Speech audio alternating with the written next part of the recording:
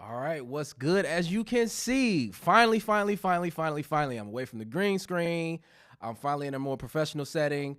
I still don't got a name for the podcast, but they don't matter as long as we here. I had some co-hosts that couldn't make it, but that's part of the process. Maybe episode 2, 3, 4, I have some co-hosts. But first and foremost, I'd like to thank everybody for being patient with me, everybody for waiting. I know it seems like I was been procrastinating, I was perping, but I had to get some things off the ground, and we have to really get this started. So today we're just gonna stick to some light anime news, video game topics, movie reviews, and stuff of that nature. So first and foremost, today is Thursday. So you know what that means?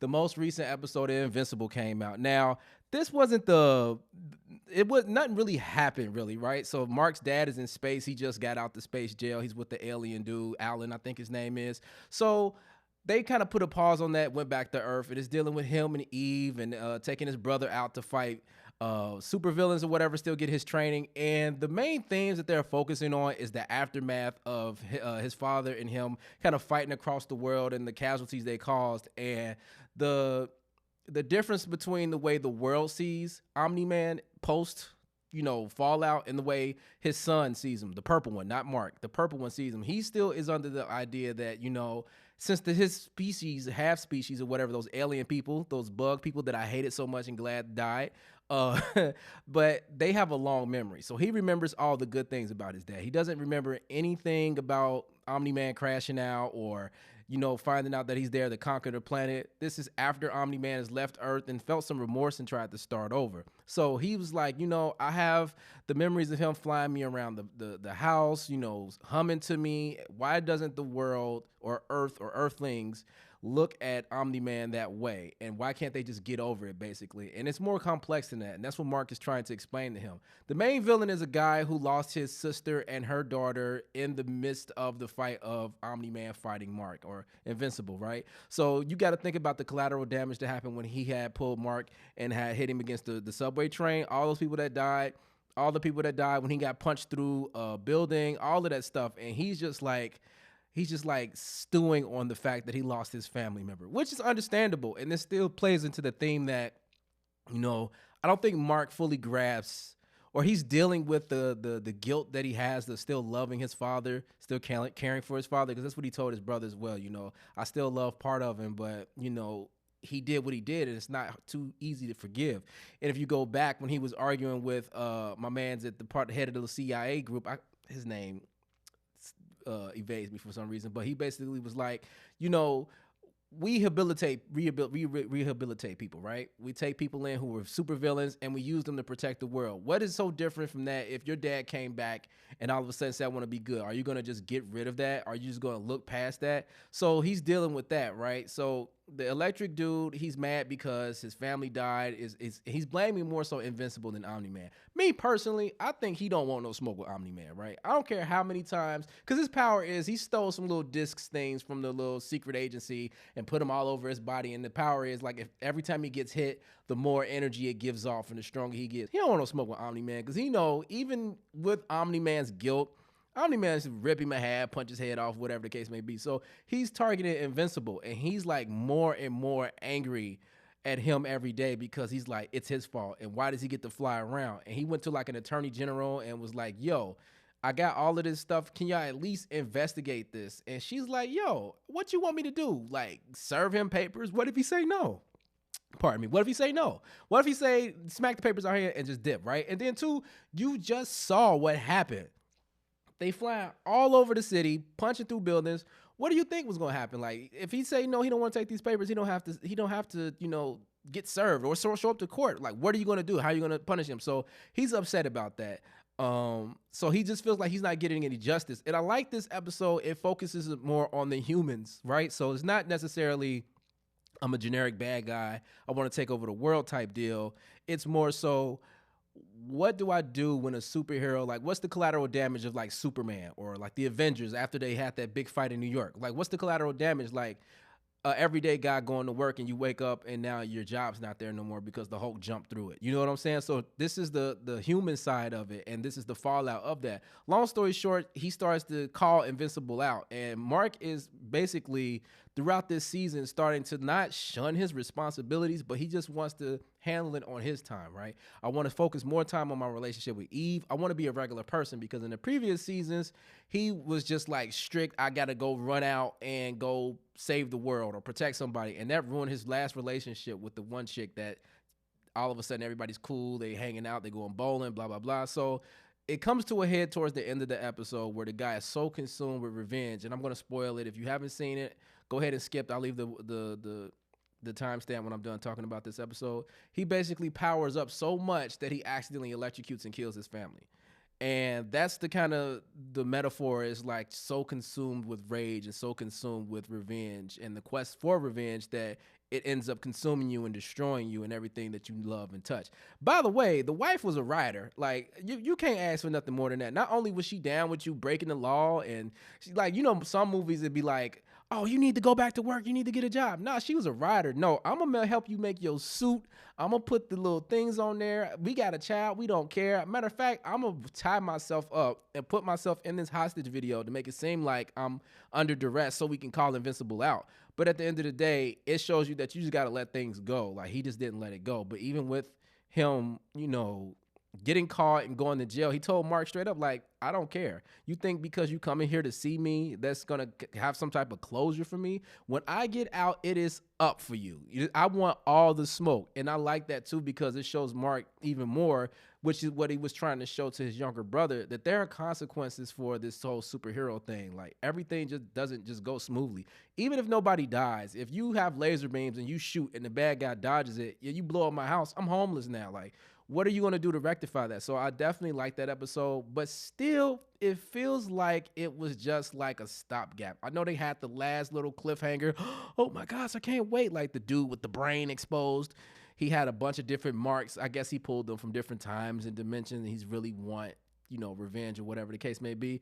That is what I feel like they had you stringing along to watch this episode and just to be like, oh, okay, wait, I got to watch the next one. Because they could have kept all of this story. Like, yeah, it was cool and showed the human side, but this could have been like a filler episode or like an in-between episode they put out. But yeah, that was the most recent episode of Invincible. That was dope. If I could put it on a grading scale, I normally would just want to review the whole season first. But if I could put it 1 out of 10, maybe a 7.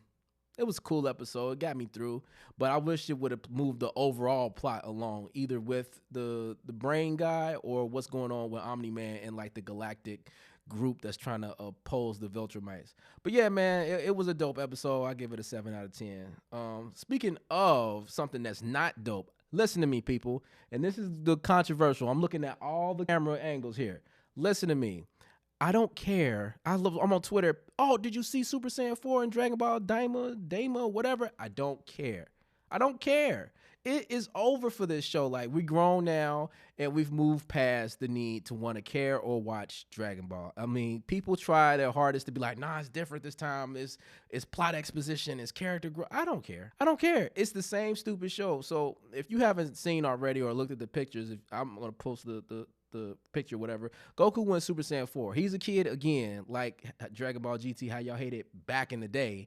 But he's a kid again. He went Super Saiyan 4. He's fighting some dude. This is a prequel to Super, which I don't understand how, because he should have been using this. But I think this was like their redemption for Dragon Ball GT the first time around. Even though I don't think there was a lot of backlash when it came out in Japan, it was more so of a backlash when it came out here, just because the overall tone shift. Like, we didn't grow up with Dragon Ball. We got straight to the fighting in Dragon Ball Z. So now when they pulled it back to more adventure, more slapstick, more comedy, more fun, let's go around the galaxy type adventure, we was like, huh? What is this? This is stupid. And I could see, I guarantee if Toonami would put out their view numbers from back in the day, the views from Dragon Ball Z probably went down once GT came out. But so they probably putting this out to rectify, you know, the backlash that they got, and they finally reintroducing GT or Super Saiyan 4 because they want to kind of pull some elements from GT now in a way that's smart. Because I always said GT execution wise wasn't the best, but they had some dope ideas like Super Saiyan 4, Super Android 17, the design for the Omega Shenron, and some of the other stuff that was cool, but the plot points and the way it was executed was kind of whack. But at the end of the day, who cares, man? Look, Dragon Ball Z it's kind of like Star Wars at this point, right? It's like just dragging a corpse along because it makes money. Like you can't not avoid or not, if you grew up in that era, you can't not stop and look if you see some new Dragon Ball Z. I guarantee if you walking down the street right now and there's a display window and you see like Super Saiyan 12, you're gonna at least stop and be like, oh shoot, they got Super Saiyan 12 when they start doing that. Let me see. Let me watch a couple episodes. Same way with Star Wars. I'm assuming people who grew up with Star Wars back in the day, they might not be on it like they used to, but they see like the lightsaber and it's like, I don't know, yellow. They got yellow lightsabers now when they start doing that. So that's what Dragon Ball is at right now. It's like, basically it's like The Simpsons. It's like the old dog that you had since you was a kid. You know it's on his last legs. You don't want to take him to get put down because you can't imagine a world without the dog, but it's time. It's time to wrap it up. Ain't no more Super Saiyans that you can do. There's no, they hair can't change, no more colors. It can't get no more longer hair wise or complex wise. I don't care at this point. It's cool, I guess. So it's Super Saiyan 4. Like they did that 20 years ago. You know what I'm saying? So in the long run, yeah, it's cool that they did that. But I don't care. And ain't no Dragon Ball fans gonna convince me. I made the mistake of saying on Twitter, like, it's time to be over with Dragon Ball Z. And I got so many angry comments from guys that was like Super Saiyan Jenkins or young Super Saiyan YN. Now, YN Super Saiyan, hey, man, you got it. Whatever you say, YN Super Saiyan, I don't want no smoke, bro. You was Super Saiyan YN? I don't want no problems. But they just was like arguing with me. No, you don't understand. It's the metaphor and it's the deeper. Shut up. Shut all the way up. So kudos to them for Super Saiyan 4 in 2025, I guess. Whatever. Another anime that's coming out that I seen a trailer for, Devil May Cry. Now, if I'm not mistaken, they had a Devil May Cry anime back in the day, but I don't think anybody was too hip to it or watched it like that. I never really got into it either. I looked at some episodes and he just wasn't fighting like the games. You know, it's over the top. You hit somebody in the air, you shoot somebody, slam them down, bring them back up, and do all types of stuff. Switch your weapons around. He didn't do none of that in the anime from what I saw. So the new anime is coming out. I seen the trailer. We're gonna have to see because if it's the same dude who did Castlevania the first season, cool, because that action is top notch. Even in the second season of Castlevania, which was super garbage, and the third one, we're gonna talk about that in a minute. One thing you can count on Castlevania, the show on Netflix, is that the action scenes is gonna be fire. They're gonna be fighting, they're gonna be throwing hands, it's gonna be well choreographed, they're gonna be doing stuff that look cool. So if they add that from the Devil May Cry games, that's gonna be fire. So I might watch the first 2 episodes and see how I feel. But if it starts going left or they start to deviate too far from the main plot, because it's not hard, right? Just take the games for what they is. It's not like Metal Gear Solid or something like that. It's just a bad guy comes and then they try to, elaborate on Dante being the son of Sparta, blah, blah, blah, blah, and that's it. But speaking of Castlevania, I gotta get this off my chest because now that I'm in front of these cameras, I know it's been a couple weeks, but the most recent Castlevania Nocturne season was horrible, terrible, stupid even. So one thing that ruined this whole season to me, and I'm gonna show the picture of dude, and if everybody who watched that show know what I'm talking about. He was singing. The black dude who got turned into a night creature who was just singing nonstop every episode. Every time something happened, he's singing that stupid opera song, and I just couldn't stand it. It just ruined the whole show for me. Like, I don't even care what happened in the story. It just was dumb. Like, he had no purpose. You know what I'm saying? Like, he just was there to sing and, like, cry because, like, every time he sang, he remembered his humanity. Oh, how poetic. Shut up. That's dumb. It's stupid. He looks stupid. And I really wanted them to kill him off, but they didn't. They let him rock out and do his own thing. The rest of it, I just didn't understand where they was trying to go with it. Like, Dracula's gone now, so it's this chick who's trying to get possessed by this old Egyptian god, but the Egyptian god doesn't want to get possessed and doesn't want to be in a human form, so they all have to fight her at the end. I really wish they stuck to the games more. Not saying that the games have a deeper, intricate, or more intense storyline, but at least we would have been having some more event. Like the point of Castlevania or the adventure within itself in the games is exploring the castle. So once the castle, because the castle is like a character within itself, it has all like, you explore it, you come across different monsters, different, whatever, occult type stuff. And when you take that away, you have to just deal with whatever bad guys, whatever setting they're in. Like, I like when it's like leading up from whatever town or village that you're in through the woods to Castlevania, the castle, Fight there, get the Dracula, then leave. Instead, it's like these new bad guys, they're like somehow a part of the French Revolution, but not really. They're like aristocrats and like the church is involved. It was just all over the place to me, and it just kind of was corny. They introduced the new Belmont, but he was like a Belmont that shunned his abilities. It was dumb, but I just remember for sure, I just could not stand that little demon dude who was singing the songs because there was no purpose for him to even exist at this point. He just was singing for no reason. And I hated it. It was garbage. If I could get this at 1 out of 10, I'd give it like a 5, 4 or 5. It ain't the worst thing I ever seen, but it's not something I'm coming back to. And low key, I don't really want to watch Castlevania again. So if they announce a new season or a new episode coming out, I'm cool. I'm not watching that. Now, I'm not going to touch on this too much because I didn't get a chance to read it. I read the spoilers, but the most recent One Piece chapter, all I can say is I just hope that if Luffy does come across Shanks' twin brother, he doesn't do the stupid anime thing where it's like, oh no, Shanks, how could you either fall for it and make him think that that's Shanks so he'll go with him and get captured or depowered or whatever, or get like traumatized or upset that this brother of Shanks is evil, so now he'll think Shanks is evil. I just hope that. I know Luffy's stupid, but I just hope he isn't that stupid to where they just drag it, because they do stuff like that. So that's all I'm gonna say. They still are at Elbaf. Frankie is still looking at that. They're still learning the lore basically of the world and Elbaf in particular. They went to go free Loki, but Loki's already free. So we're going to see what happens with that. What was he talking about with the Holy Knights, and what was the deal that they made? So are they going to have to fight him, and Luffy and Zoro going to have to fight Loki, or is he going to get free? Like, what's going to happen with that? And I need to get hip to my North mythology, because they're throwing a lot of Norse mythology out there, and there are a lot of fan theories going around with like the world serpent is the Grand Line, and Ragnarok is what's going to happen this time around. So I need to really just kind of brush up on that so I can kind of come up with my own theories. But yeah, man, the most recent One Piece chapter came out, and it's dope. I read the spoilers because I'm not going to live my life not knowing what's going on with One Piece, right? I was watching One Piece back when it was on 4Kids TV back in the day, and I don't want to die not knowing at least what's happening in One Piece. You know how many people died before they got the chance to see or know what's going on with One Piece? It's people who still think like certain theories that was debunked a long time ago, or didn't even get a chance to see Gear 5. I'm not finna die before I see this to the end point. I just started watching when I was like a preteen. I'm gonna finish this. I'm 35 now. I'm gonna finish this doggone show. Whether I gotta jump to the creator and like steal the book and read the back, something I gotta figure it out. So yeah. While I was working today, Pokemon had like a little presentation, and there's only two things you really need to pay attention to out of this whole announcement. One is a game called Pokemon Champions.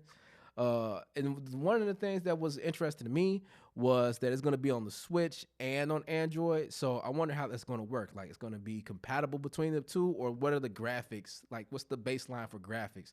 Is it going to be like upscale, or is it going to have like gotcha stuff in there to where like you have to pay money for extra Pokemon or this, that, and the third? They didn't really show too much. It was more so like a throughout time trailer, and you get to like pick the Pokemon from throughout history and roll with them, whatever.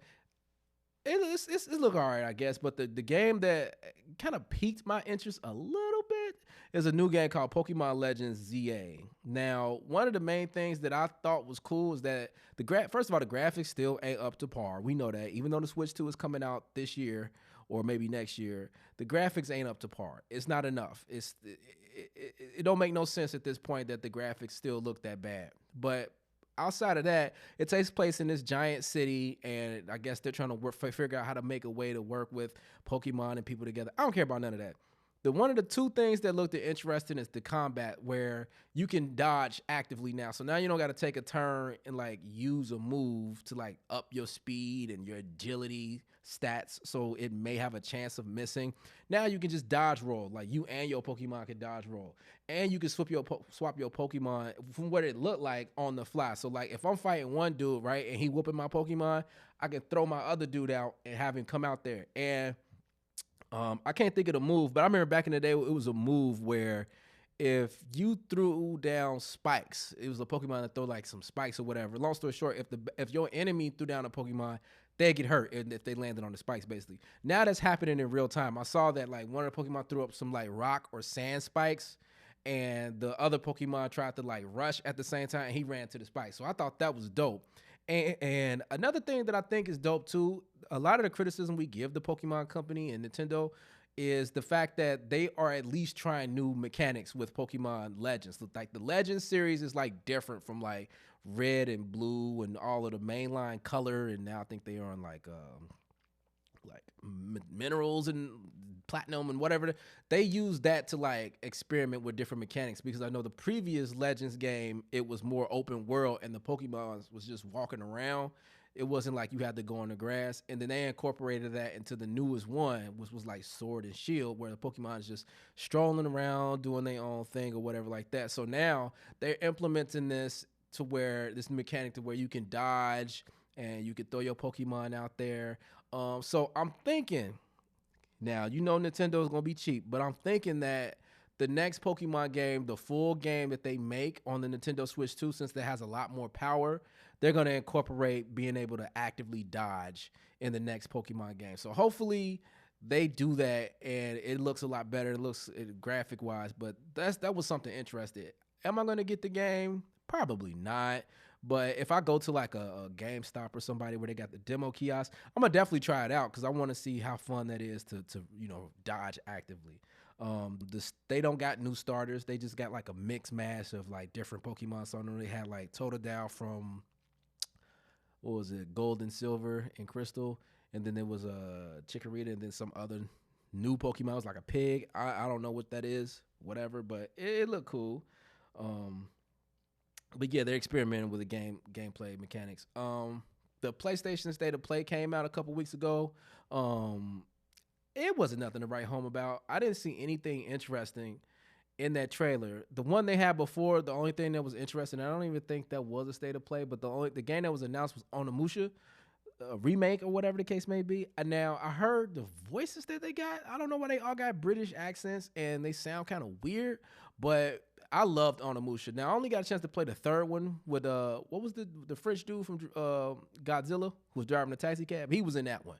And when they swapped, so they sent the Japanese dude to the present time and they sent the French dude to the Japanese time. I played the mess out of that game. Onimusha is dope. I always used to hear about it, but I never got a chance to play it except for that one. If they do it right and not make it like a Demon Souls game, it'll be perfect, man, because we need more different games out there other than like Call of Duty and like Fortnite and all of this. Like, we need more diversity in video games. So I'm definitely looking forward to that. Another game that they showed was like a game being created by some of the members of Rockstar, creators of Grand Theft Auto. Now, the gameplay, it looks pretty dope. You could tell it was made by the people who made Grand Theft Auto because you could just see how like the running was and the shooting and like getting in and out the car. But I miss action games, man. Like the Rise to Honors was a great game. The Stranglehold. What other action games came out back in the day? Mission Impossible. Like, so many action games came out, third-person action games that they don't make anymore. Like Psyops, where you could use your mind and throw dudes across the room and they be ragdolling all over the place.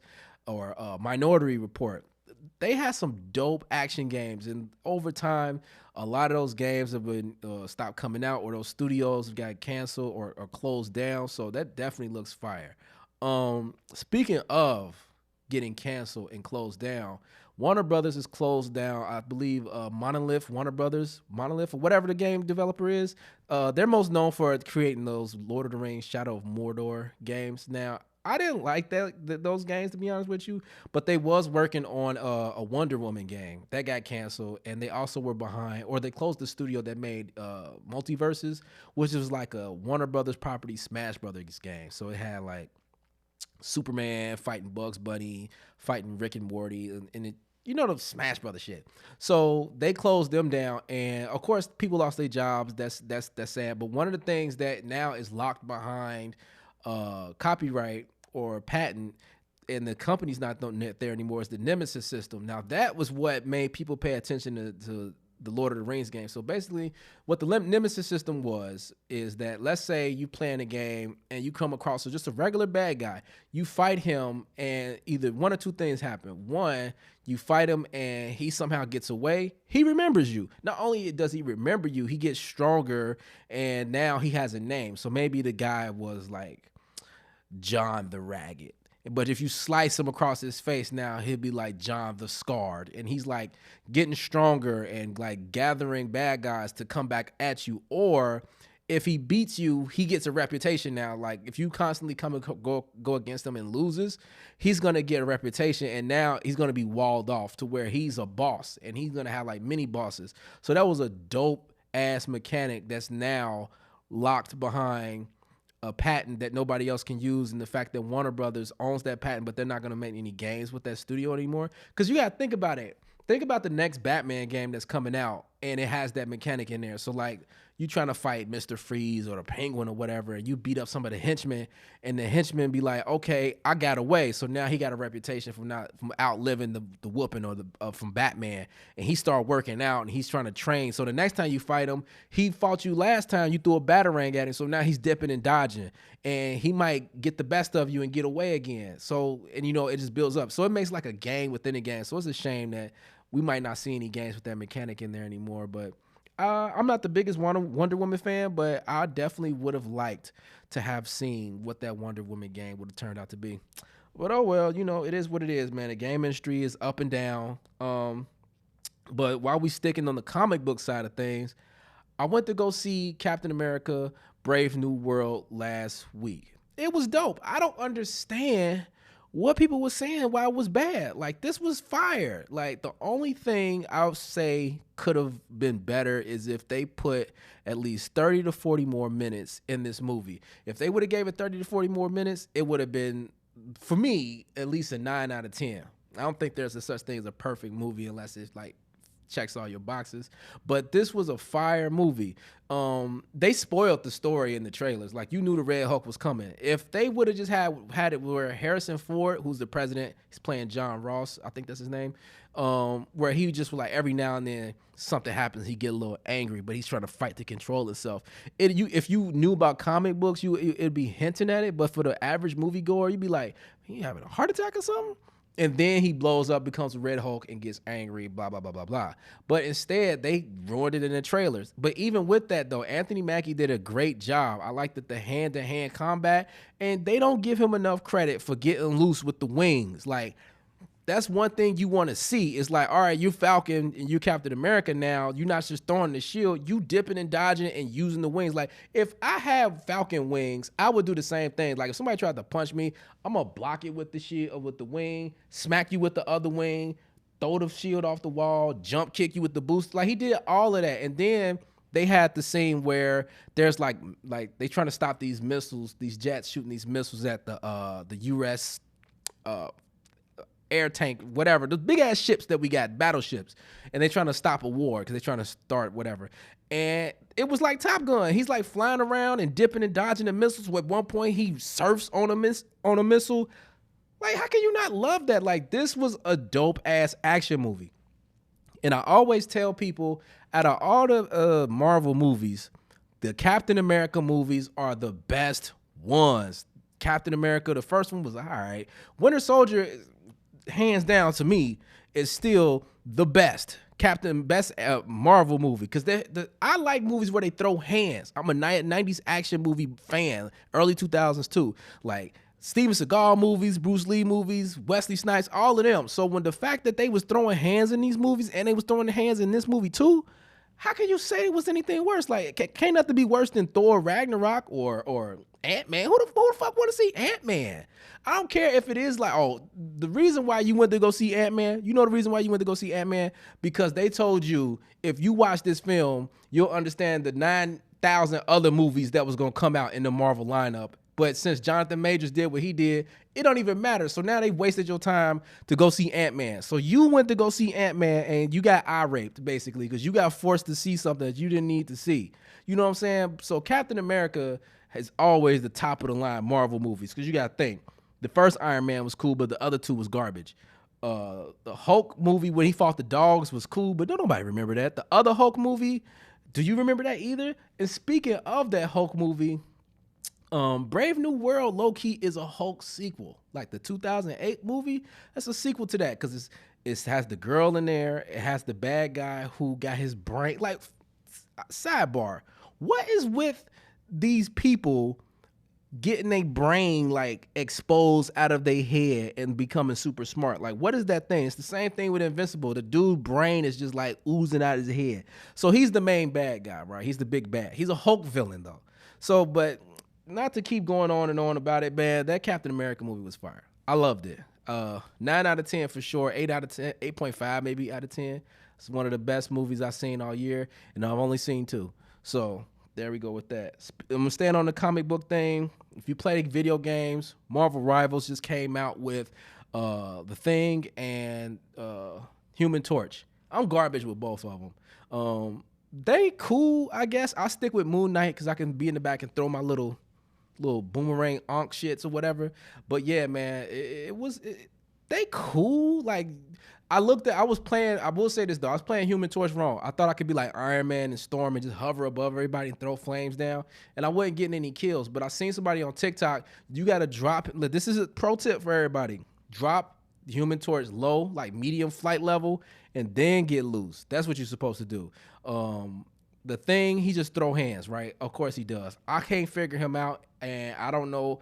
I don't work well with a team when I play online. So throwing hands and all of that, I go on my own. So with Moon Knight, I can double jump and throw all that shit. Long story short, Marvel Rivals is free.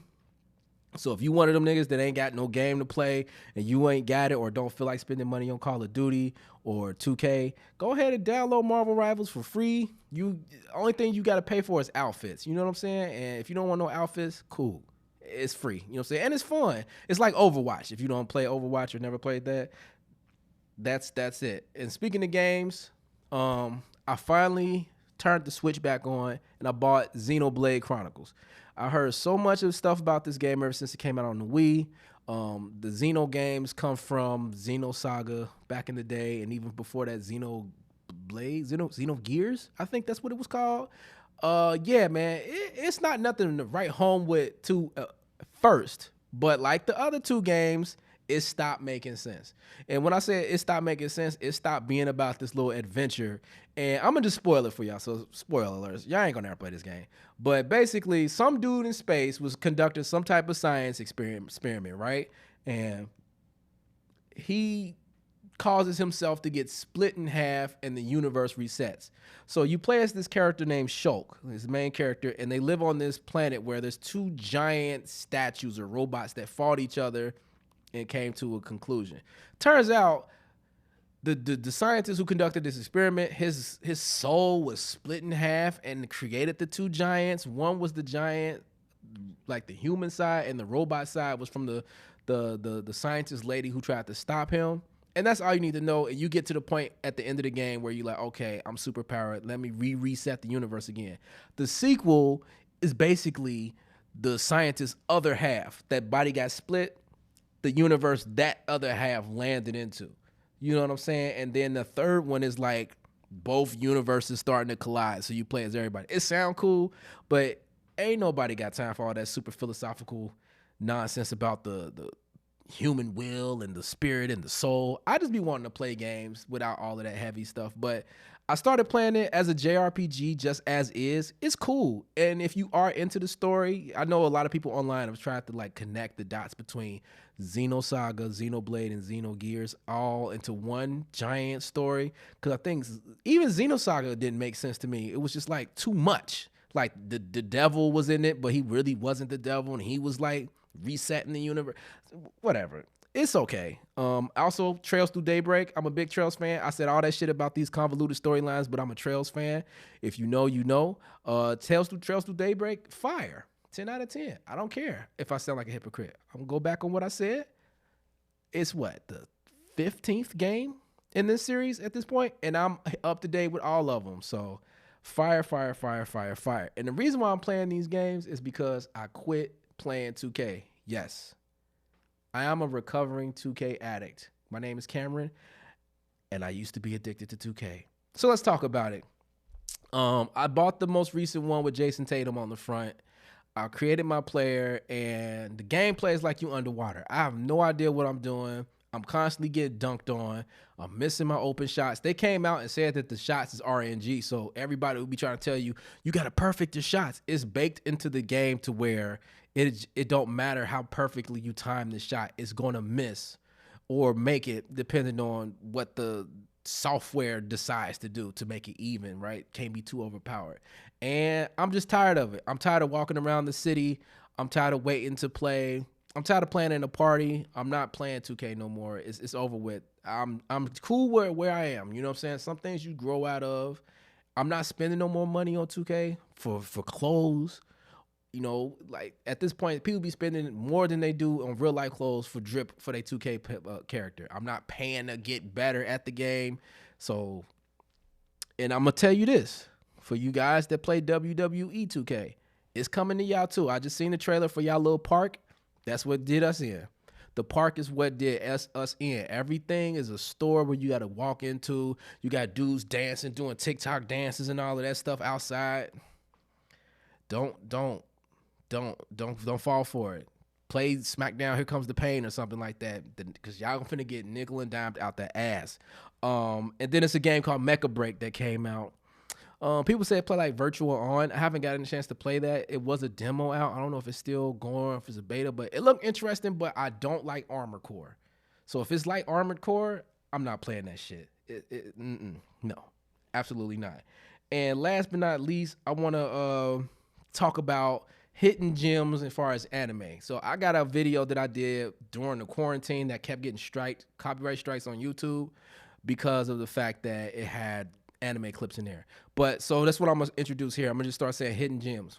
Number one hidden gem that I'm gonna start for this episode is a show called AD Police. Came out in the 80s. It's an OVA and it's on Amazon Prime. It's on YouTube too if you don't want to pay for it. And it's an anthology, right? It's a bunch of episodes, maybe like 3 or 4 episodes. Cyberpunk, futuristic, dystopian society. Fire. It's an offshoot of the anime called Bubblegum Crisis, if you ever heard of that. I love that era of anime. So if you are not hip, I highly recommend you go see that. I ain't even gonna tell you what it's about. Just go watch it. If you like the game Cyberpunk and you like the Netflix show Edge Runners, you will love AD Police. I guarantee 100%. And hidden gem on YouTube. If you type in 90s or 80s anime, you're going to come across a playlist of a bunch of shows that has not been taken down yet. So if you in that mood, in that kind of kick, go ahead and YouTube that and you won't be disappointed. And last but not least, I like to introduce a topic to the show, which I could hope continues to go on outside of this pilot episode, is phrases that you should incorporate into your modern vocabulary. And a phrase that I use a lot is times is too hard for. Now, how do you use this in a sentence or how do you use this in your thought process? Anytime somebody asks you anything, if it fits within times is too hard, let's say, hey, bro, I need a ride to the store real quick. Times is too hard to be giving people a ride and wasting gas. That saves you a lot of money and a lot of headache. Or if a girl, I need to borrow a couple, times it's too hard to be letting you hold a couple dollars. Or if you getting into it with your girl, times is too hard to be arguing with you right now. Or I ain't got time. Times is too hard to be wasting time arguing with you. Or if you get into it with somebody outside, times is too hard to be out here arguing and fighting with somebody. I guarantee you, if you incorporate that into your vocabulary, into your mindset, I guarantee you, 100%, life is going to be way more easier. Times is too hard. Another term, I'm gonna just end it with this. We from Cincinnati, you already know, I ain't going. And you can add for that at the end. All those same scenarios, add that too. I ain't going arguing. I ain't going borrowing money. I ain't going giving rides. So those two phrases, incorporate that to your mindset and your vocabulary, and I guarantee life will be a lot easier. I know I went down a lot of lists and it seemed kind of fast. It's an impromptu thing. Next episode, I hope to have some guests and we have a more structured podcast topics.